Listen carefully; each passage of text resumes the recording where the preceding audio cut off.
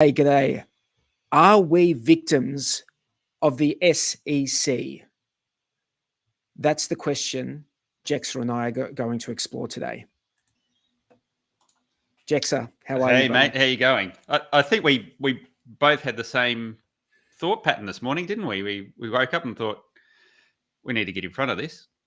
Yes, absolutely. Absolutely. And shout out to Crypto Coffee, because this is what I guess was the catalyst for me thinking along these lines.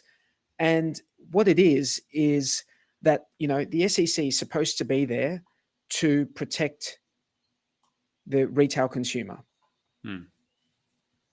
And from securities that are out there to scam them, I guess.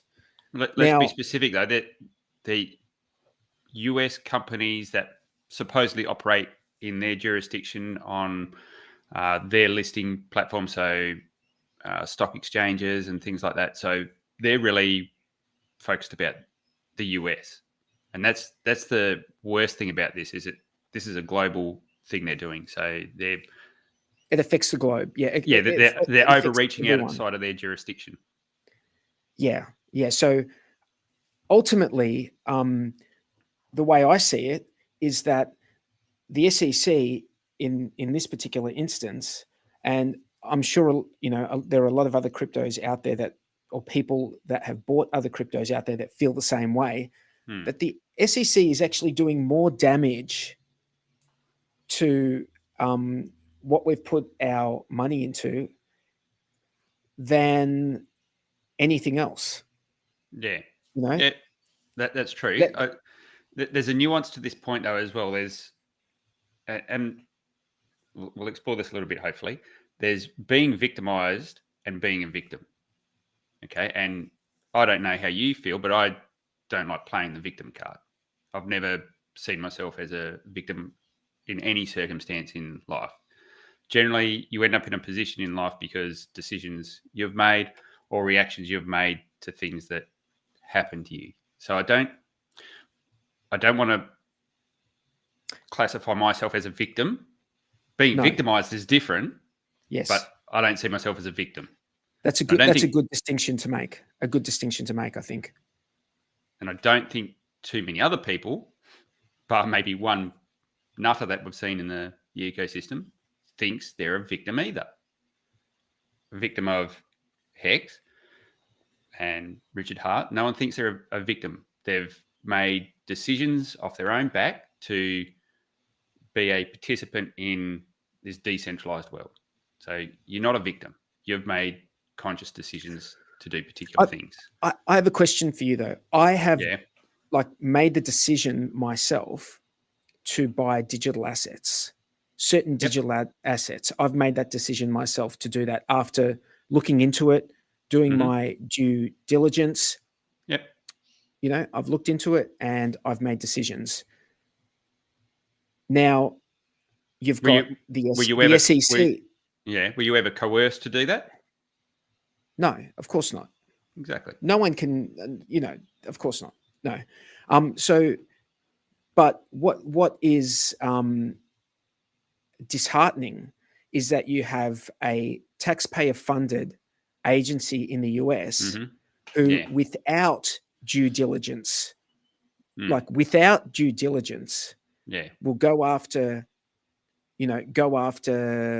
certain cryptos, and because they go after them, actually cause people to be less confident in that particular product. Yeah. Right. Yeah, but they haven't done their due diligence. Right. Yeah. So, and that's the point. Because if you and I'm going to take the example of this filing against Richard Hart. Yeah. If you read through it, there's just so many errors there. So many factual errors. So you guys have not even gone to the trouble of making sure that the facts are correct in your filing. And that's causing damage to people who have gone and purchased that, digital asset. Mm. Now, there's two sides to it. People can see that as an opportunity as well. I mean, Yeah. if you see a dip in that price, you can say, well, look, the price has dipped. This might be a good entry point, because these are decentralized assets that no one can really stop you from going out and buying them once you enter via an on-ramp into cryptos. But it's something that, to me, is it is frustrating to have, like, taxpayer. I would be so annoyed if this was something going on in Australia. I'm annoyed that it's going on in the US, but I think it goes back to what you were saying about overreach. It's like you're affecting, like, the whole world, not just. That's right. So if someone does something in their jurisdiction, fine, they can, so they're, as a country, so their domicile. If someone does something in that domicile and they're responsible for it, that's fine. Have at it. But they've got two things going on. So this is outside of their jurisdiction geographically and legally, for that matter, and then it doesn't even fall within their remit within their jurisdiction. So that's the double whammy here. So the US guys, they should be well pissed off, because this isn't part of the SEC's remit to legislate or to regulate digital assets. They've taken it upon themselves to go and attack them, but that doesn't automatically mean that they're part of their remit. So you've got that happening within the US, but then you've got the SEC acting on participants outside of the US where they don't have any jurisdiction over us. So, the amount of overreach is a double whammy, and I don't know how you get around that. I think that's what this is about, is making a bit of noise and making a bit of awareness about it. Yeah, like, if I was to feel like a victim of anyone or anything, I would feel like a victim of the SEC, because they're doing something that is not going to result in any benefit to the consumer in any way, shape, or form. They are just, I guess, it's the fear, uncertainty, and doubt that they inject into this free market, so to speak. But that's why they do this. They deliberately do this for a reason, is to try and quell or quench investors or participants from participating. So they put the fear of God into people and rattle and shake and bang their chest as much as they can to try and steer people away from it, because that's the only way they can actually have an impact is, and this is the next thing, is that not market manipulation? So the very thing that they're trying to protect people from, which is bad actors and market manipulation, they're engaging in. Yeah, and they're not even doing it in a precise way. They're doing it. They're using the tactic of just slinging mud at everything. Like, you look at the list of cryptos named in lawsuits with the SEC. You've got the likes of Cosmos, Binance Coin. You've got Binance USD. You've got Near, Flow, Internet Computer, Voyager Token, Dash, Nexo, Solana, Cardano, Polygon, Filecoin, Decentraland. So these are things they've just verbally spoken about. They haven't actually put that in a complaint or in a. They're not well, trying I've got here. Anything. I'm on the website beinccrypto.com, and there's a full list of cryptos named securities by the SEC. Did they actually name them as securities, or they suggested they might be, or the SEC's I guess list the difference of alleged securities? Yeah. So they haven't actually gone out and, well, everything's alleged. Even the case against Richard is alleged, and that's what people don't understand. I can jump up and down and say all bad shit about you as a person and actually maybe take a lawsuit against you individually, accusing you of a raft of things. It doesn't mean you're guilty. It just means I've accused that's you. abuse. That's abuse of process. Yeah, that's right. In my mind. I mean, because you're not supposed to do that, even though they are tactics. It happens, but that's not something that I would expect from a taxpayer-funded agency. No, they shouldn't. Just to sling mud, and let's sling mud and see what sticks. So they're slinging mud in the crypto space, and let's see what sticks. And when you look at that complaint against Hex and Pulse Chain, Richard Hart, and all of that, it is really a matter of slinging mud. But the mud is really a lot of factually incorrect stuff. So what's your take on why they're slinging so much mud? Not just at Richard and Hex and Pulse, but across the board. Because I think that's they're taking the splattergun approach. Let's just pump rounds into the crypto space and hope that we get something, because there's just too much going on here for us to properly address all of it. There's just the space is just too broad, and so this is the approach. I believe that's why they're taking this approach, because they're just hoping to get lucky, on some of this stuff. I think regardless of what they say, it is about damage to sentiment in the market, is what I believe. Because if you can erode confidence in the market, funds flow out of the market, or more funds don't flow into the market, which is, I guess, their roundabout way of trying to stop money leaving legacy finance and making its way into this new area that they can't legislate, or they can't regulate over. They don't have the rights to regulate over.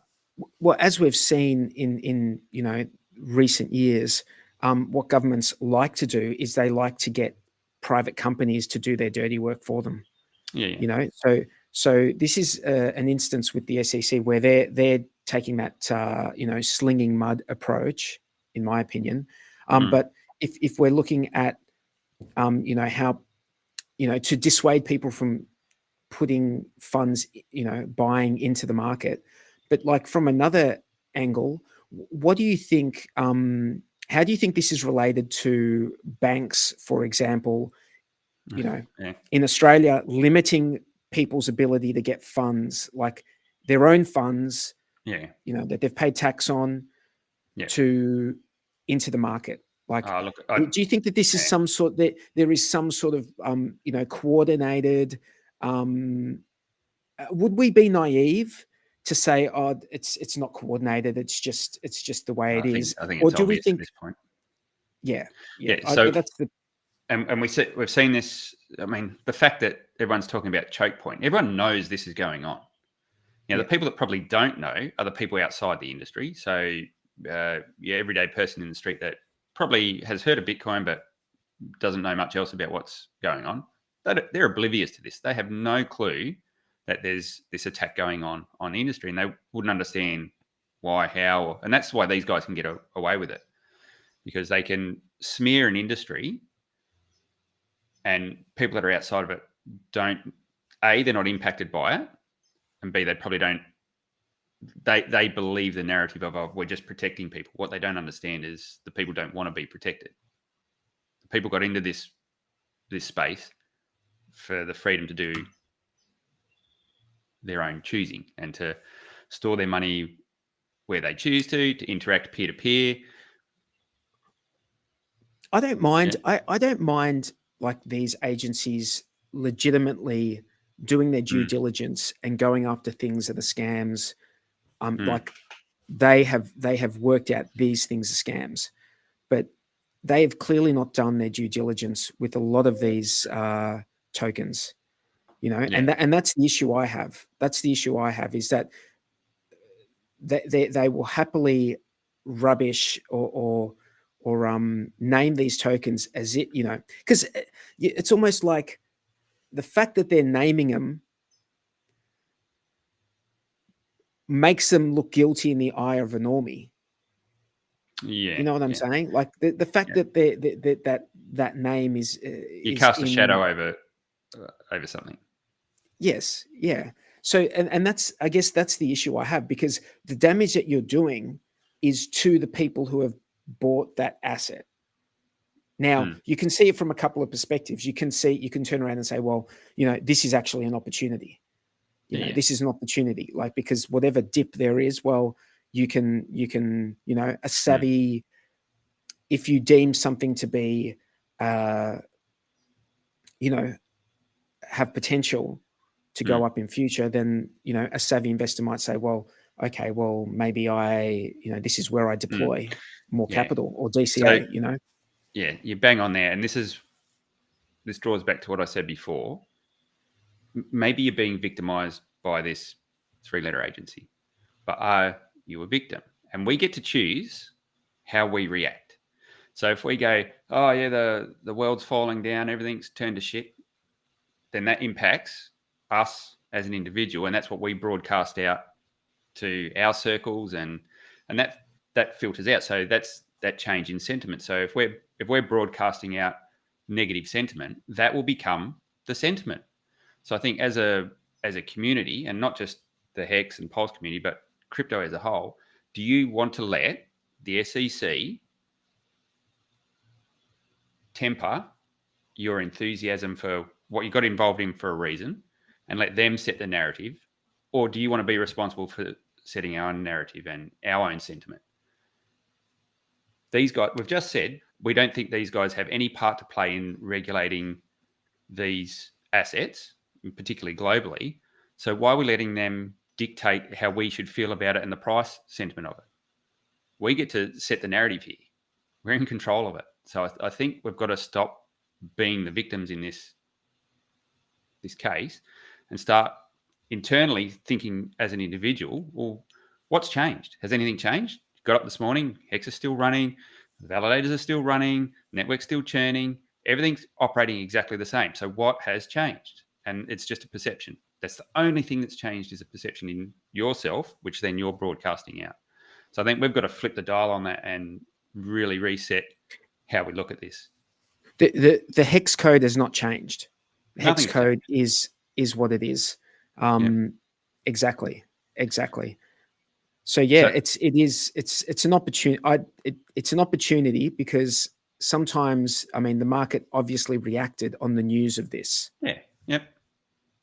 Obviously, everyone thinks the world's falling, but the reality is, things keep ticking along. Okay, let's just to ease people's conscience, so they can actually free themselves up to make their own decision on how they want to view this. What is the absolute worst that could happen if everything goes against Hex from an SEC point of view? More than likely, a settlement. Big deal. So you get a settlement, slap on the wrist, everything goes back to normal.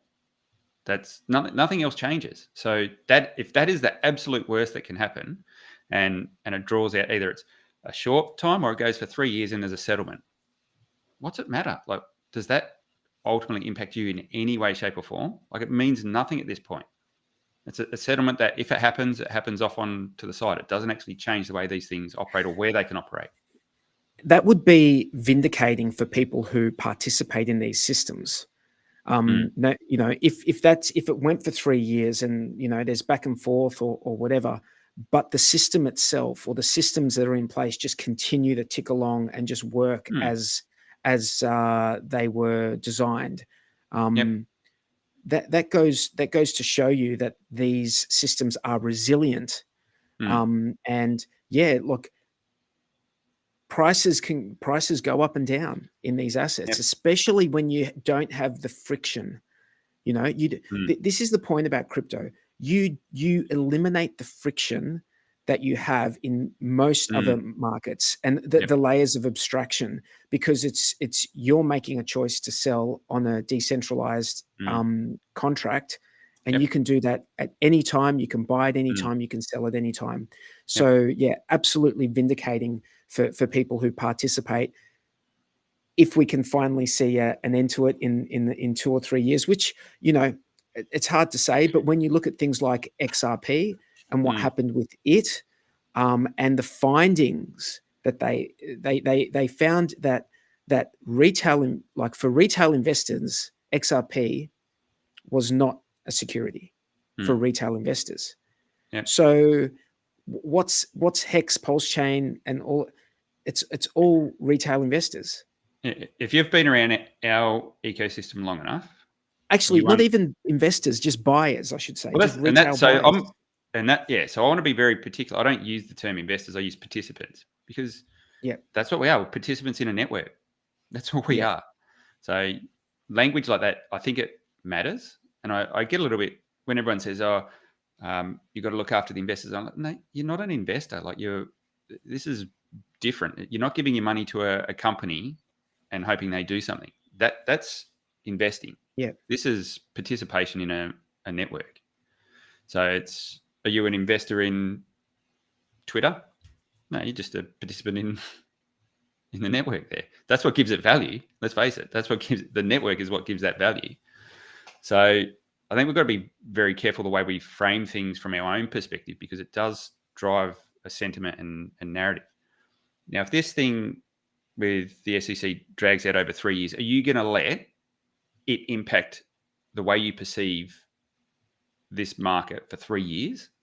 Are you going to let a cloud over your head dictate how you feel about this and what it does for 3 years? Like, you're crazy. Like, you just got to let it go. This will wash over and people will forget about this. It'll fade into the background like everything else does. We work on very short information cycles. So it'll just get pushed to the side, much like when the Hex influencers got targeted. How much do you talk about that now? How much do you care about that now? It's gone. We've forgotten about it. Okay, so this too will fade into the background. And I think we just need to let it fade into the background. If people want to complain to the SEC, great, have at it, but don't let them victimize you. Don't suck them into their vortex, because that's exactly what they want. You get to decide how you feel about this. It was really interesting. Coffee was bang on. So if you haven't watched Crypto Coffee's stream from, I think it was earlier this morning, go watch it, because he was bang on. I'd done the exact same thing looking at charts probably 2 days ago, because there's doom and gloom and you go, okay, well, let's look at reality. What is reality in the market? Yeah, Hex is down, Pulse is down, but go look at every other bloody chart.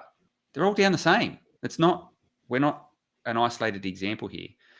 And Coffee went through a few different examples, and you're talking about the difference between a 97% drop, a 95% drop, and a 98% drop. But like, everyone's down in that range. The whole market was impacted. So yeah, we had a bit of negativity off the SEC, but that's just broader market sentiment as well.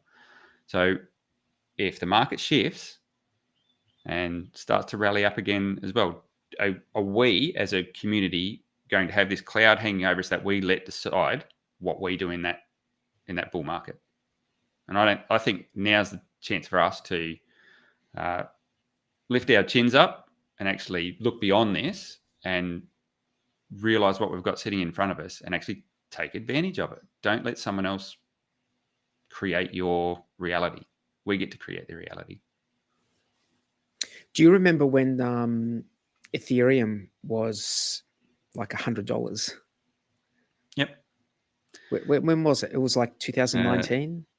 Yeah. Like that. Yeah, I think we got down to $80. I was getting some Ethereum at one point. That's pretty crazy. Yep.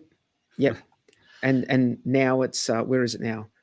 $2,000 ish.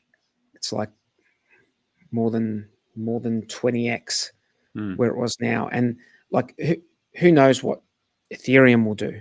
Who knows what Ethereum will do? Because Ethereum actually had quite a substantial change in its in the way it operates. It's gone from proof of work to proof of stake.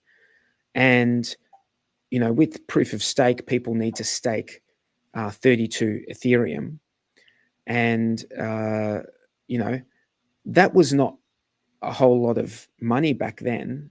even though it was, it was still like a few $1,000, I guess. But now it's actually a hell of a lot more. And I think there was this fear that when people were finally able to withdraw that, those stakes, that there was just going to be a massive dump. And we never saw that, did we? No, I think it had the actual reverse, because imagine if you deposited or you done a hex stake, and when you done your hex stake, you had no idea if you were ever going to be able to unstake it. Would you put your money in? Would you stake it? Well, probably not, because you don't know if you're ever going to get it back. And that's effectively what happened on Ethereum, is people had to chuck it in there for an unknown length of time. Now, people thought it might have been a year or so, or 2 years. It turned out it was quite a long time. Yeah. Eventually, they're now able to freely deposit, stake, and unstake it. So that then frees everyone up to go, oh, look, I can stake it, and I know that I can unstake it now. So it was actually a net positive thing, and all the doom and gloomers were saying the opposite. So and I think it was a real positive for Pulse Chain to have that, when it deployed. Because that wasn't that far after that deployed that Pulse Chain came out. We're talking a couple of months, I think it was. Yeah, it wasn't long. So I think that was a real positive for Pulse Chain. And if we have a look at how many validators Pulse Chain has, I think from memory, it's like in that 37,000 range, validators. So, so that's, there you go. There's a bit of decentralization for you right there. 37,000 validators on the Pulse Chain. And look, that's ultimately what makes these systems resilient and censorship resistant, is that you've just got so many network participants out there. Now, you've done, like, I think you've been pretty open with, the fact that you've done some validating. Is that something you're still interested in? Yeah. I was literally dealing with it all. So for those who don't know, I've been away on a little bit of an extended holiday recently. So I took everything offline while I was away. I just didn't want to be worrying about that sort of stuff while I was trying to enjoy time with my family. But I'm back in the fight now. So, firing it all up again. And, I'll be there supporting the network. I reckon it's a great way to grow your Pulse bag. And if we want this network to be successful, you've got to support it. So I'm more than happy to do that. I have a little bit of technical knowledge, so that's what I bring to the table as the part of the community. We've got other guys that are awesome streamers. You've got Somi and guys like that aren't. Well, I don't assume he's technical from an IT background, but he's good at doing all the. He's more of a technical analyst. That's right. Yeah, trading and let's face it, he's funny as hell. He's a really good personality to have, bringing the community together with his content. There's a raft of people in the community that have that really good skill. So everyone plays their part. Mine's a bit of a technical role. You're technical yourself, and you're let's face it, you're the glue that keeps all these streams coming together from the Aussie channel. So you keep all that in check. I just show up when needed. so everyone's got their part to play in this network. Whoops. Look, it's to be honest, it's not that difficult. Once you've got it all set up, as you've done your own streams. Once you've got it set up, it's like, hey, like I said, this stream here, we just organized it on very short notice. And that's that's good. That's the way I like it. I like the ones we do on a regular basis, but I do like to throw in some random streams. That's actually the name of this episode. It's called Crypto Random. So I think if we ever do random streams, that's going to be the name of the show. It'll be called Crypto Random. Yeah. But look, was there anything else that you wanted to cover while we're here? Because it wasn't going to be a long stream. I think we agreed. I think we just. It's funny. I think there must have been like an awakening from a few few of us in the community this morning where we all jumped out of bed and went, you know what, today's the day we start taking control of this and really setting the narrative ourselves. So yeah, I know there's another channel live at the moment that's covering some of this. I'm not sure. I know they're looking at the legal document and pulling that apart. I'm not sure what sort of angle they're taking on it, but when I woke up and I listened to Crypto Coffee Stream, and he nailed it. He's thinking exactly what I was thinking, and from the legal perspective and from the sentiment perspective and charting and things like that. And he nailed it. And I went, you know what, we really need to start getting this out a little bit more and making sure everyone takes control of their own state, and because that is what will perpetuate through the whole community. We see that happen time and time again. Yeah, that's it. And we are in a very specific time in the crypto cycle. Mm-hmm. And it almost feels like we're sort of, it feels like we're almost in uncharted territory. Mm-hmm. Although if you look historically, it never is. There's always like a rhyming element to it. It always ends up, but it does feel like this is a longer sort of, we're having a longer, dip right now. Do you ever feel certain in a market? No, I can't say I feel certain, but when I look at this is the okay. So this is like the comparison that I've made. They talk about market things rhyming. They don't do exactly the same thing, but they rhyme. History rhymes. Yeah. So I look back at like, and I've just in the past I've looked at the Bitcoin chart and I've looked at the Ethereum chart and I've tried to work out like if I wanted to like compare where Hex is, if I want to make this comparison and say where could I compare Hex to in its market cycle to a previous cycle of Bitcoin or Ethereum, and I sort of look back to that, that massive pump that Bitcoin had to like, was it $1,200 or $1,000 or something along those lines? 300 up, you mean? 300 up to, I think it was 1,200 or something. Is that the one? Yeah. I wonder whether that is sort of starting at 1,200 being like our 56 cents. Yeah. And then having that protracted, like there was a good four years before we hit like another, till we hit that blow off top in 2017, 18.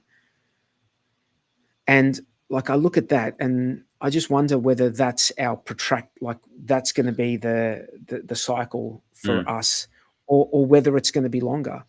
It's really hard to I think there's no certainty, obviously. Yeah, things swing to the extremes.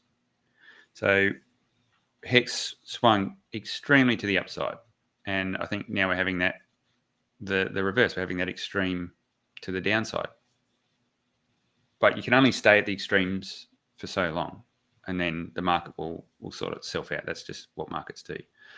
So, yeah, like you say, there's where others are fearful, this is opportunity. And if particularly, so when I first got into crypto, I got in when there was absolute blood in the streets, because to me, it seemed like a massive opportunity. And I didn't have the weight of I'm holding bags sitting over me.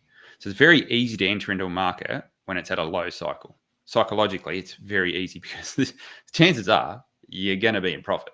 It's the market's got a symmetry about it where it's much more likely to go up than to go down. Now, does that mean you? When did if you're happy to answer the question, don't if you don't want to. But when are we talking, like roughly? For me, I was end of 16, early 17.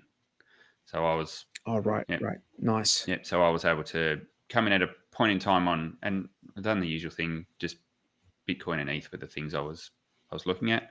So I got them at lows and wasn't the extreme lows because I was sorting things out, but got them at prices where it instantly put me in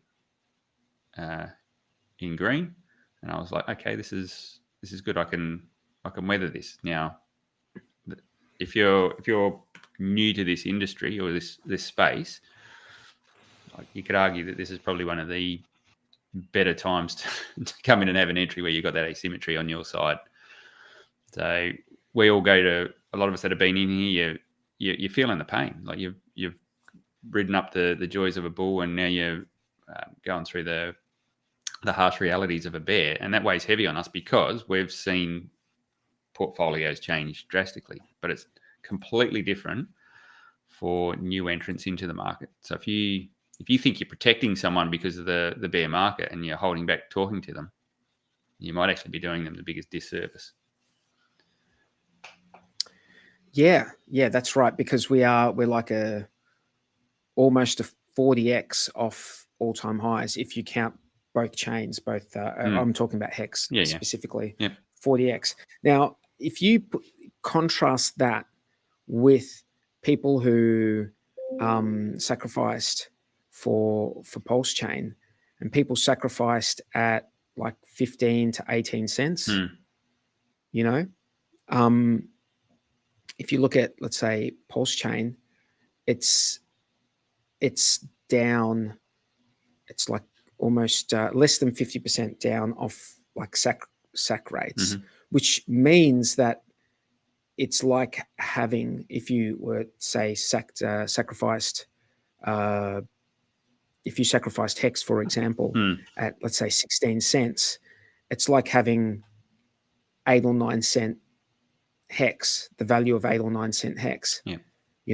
So there's an argument to be made that like people who sacrificed, and then were lucky enough to get a zero value airdrop of Pulse, and then the market has decided that that allocation, we should say, right, is still worth more than like the Hex. So if you hung on to your Hex, it's worth less than the equivalent value of Pulse. So that's an interesting angle as well. To the flip side to that is you've got a larger coin count. So when the market does resume, then you'll watch that coin count will be very beneficial in the end. You would hope. Oh yeah. Hopefully, I mean, that's what we all hope for, I guess. Hey, dude, it's been good. We've been going for like almost 40 minutes. Was there anything that you wanted to add in there? Just one thing, I think. One thing. Is his name Lamont? Is that the guy from the Higher Stakes movie, the skeptic? The Highest of Stakes. Yeah. Oh, by the way, if you're in the US, you need to go see The Highest of Stakes at Regal Cinemas. So look it up, The Highest of Stakes, Regal Cinemas. Go find out where it's showing and go see it, because people reckon it's pretty good. And I can't wait to see it. Have I got his name right? It is Lamont. Lamont, I think. Yeah. I don't know how it's pronounced, but that's how it reads. Yeah. It's been really interesting watching him interact with the community on Twitter. So obviously he had a reasonable part to play in the Highest of Stakes. We haven't, us Aussies haven't a chance to see the movie yet, but we've seen snippets, and he was cast in the role of the skeptic from outside of crypto and Hex. So looking at it from an outsider's point of view. And over the past week, he's been engaging on Twitter with the Hex community. He's come in with a really open mind, and he's listened carefully to everyone's explanations of T shares and how Hex works and things like that. And he's taken the time to actually not just push back, but actually be receptive and open. And you can see him evolving online over and going, you know what?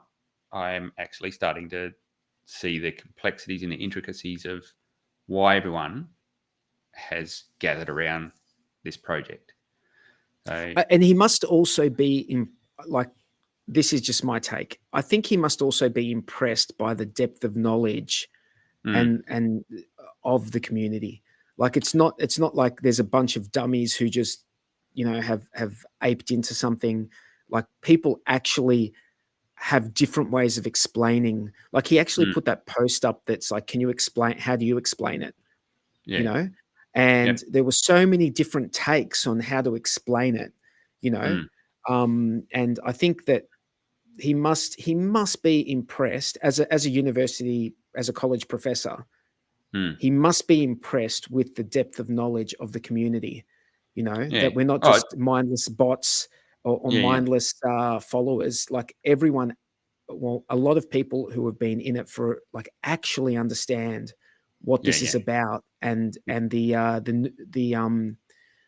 detail related. I think what the difference is I don't think a lot of people understand that. People from the outside think, oh, these guys are just chucking money at these speculative instruments just for the mad gains. But when you peel back the layers, there's a deeper reason why people are doing this. And I think that's what most people that are outside of crypto don't understand until they get into it, and then they start peeling back the layers and go, oh shit, I actually see from a societal point of view that it's more than just speculation. There's a change people in particular in Hex and this ecosystem want to see roll out at a societal level. So I think that's probably been interesting for him to unpack as well, just from a psychological point of view and an academic point of view. I think you can see why people have gathered around this.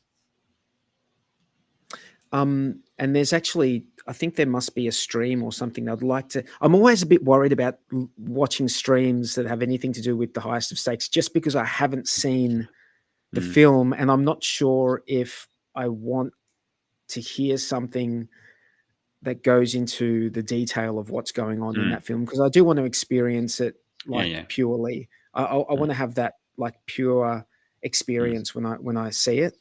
So I'm always like a bit careful. Should I listen to this stream or not? But yes, I really am looking forward to when this thing comes out to Australia. If not on a streaming platform, maybe they can do like a cinema or a couple of cinemas in each major city. That would be pretty cool. But fingers crossed that happens soon. Well, look, thanks a lot, Jexa. I appreciate you jumping on very, very short notice. This is DeFi Down Under, the channel. Please like and subscribe to the channel. We do a show called the Hex Late Show on this channel, but we also simulcast it on Discourse Syndicate on Tuesday evenings. Well, I think it's Tuesday mornings in the US, and around midday on Tuesday in Europe.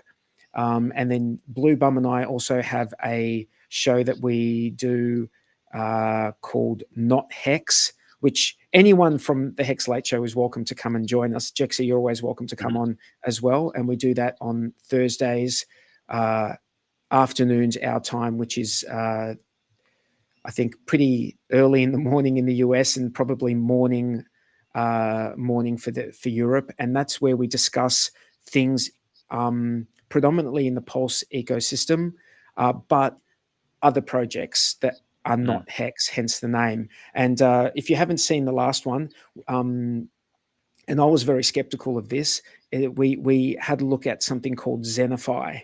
Have you heard of that? Yeah, I had a quick look at the link after you sent it, and it looks like a nice clean interface. I didn't actually connect a wallet to there to see whether it all functioned correctly, but it looked pretty good.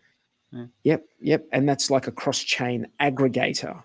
So it sort of gets the best rates from different cross-chain platforms, and then just gives you the best options and the best prices, which is pretty cool.